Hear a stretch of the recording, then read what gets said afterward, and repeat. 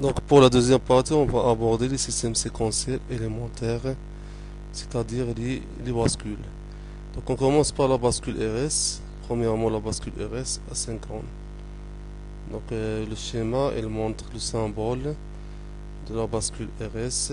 Donc voilà, il y a l'entrée S, c'est 7 remise à 1. Et pour R, c'est la reset, la mise à 0. Les deux sorties sont Q et Q bar qui sont complémentaires. Donc voilà le logogramme élaboré par les Portland et la table de vérité caractéristique de la bascule RS. Donc pour les cas 0,0, on a la mémorisation de l'état précédent.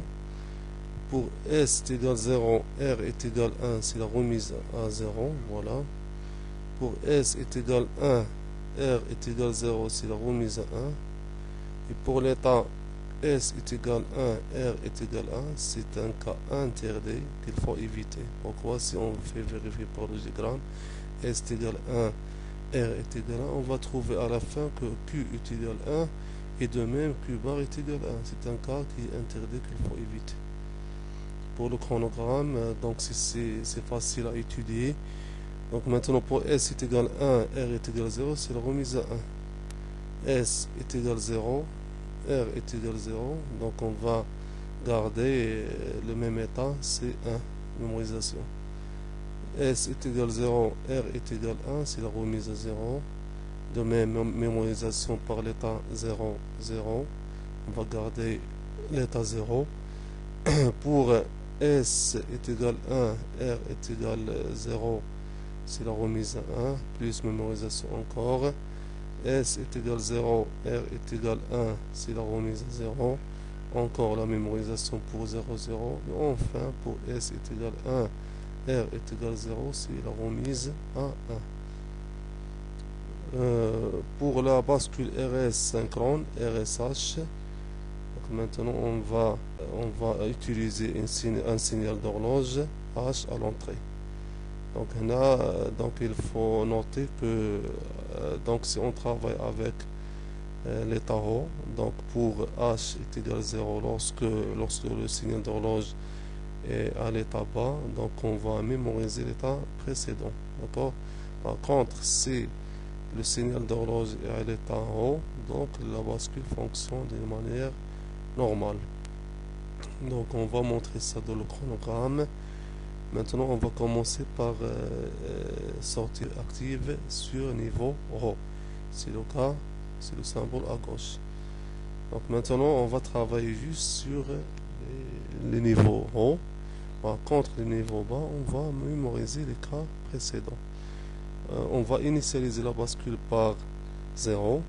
Donc, et on va passer directement pour l'état haut.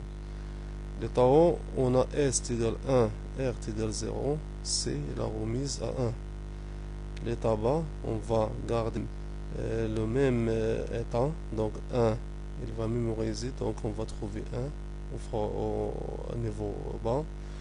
Pour le niveau haut, donc on va donner S égale 0, R est égal 1, c'est la remise à 0.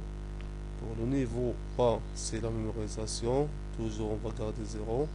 Maintenant pour le niveau rond, donc voilà, S est égal 1, R est égal 0, c'est la remise à 1. S est égal 0, R est égal 0, c'est la mémorisation de l'état précédent, c'est 1.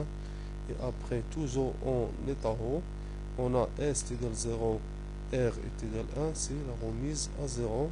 Et elle va garder le même état à 0 car on a un niveau bas. Après, donc, de la même manière, on va tester les autres cas jusqu'à la fin. Pour l'autre cas, donc, lorsque la sortie Q active sur le niveau bas, au lieu de travailler sur le niveau haut, on va travailler avec le niveau bas. Donc, on va commencer le niveau 1. Donc, on a un niveau bas. S est égal 1, R est égal 0, c'est la remise à 1.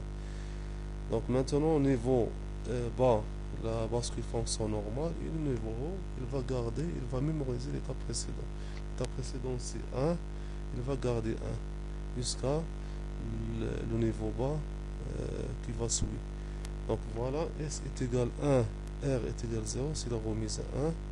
0, 0, mémorisation de l'état précédent 1. Après, pour l'état 0, 1, il va donner remise à 0 et il va garder le remise à 0 car on a un état rond jusqu'à la fin.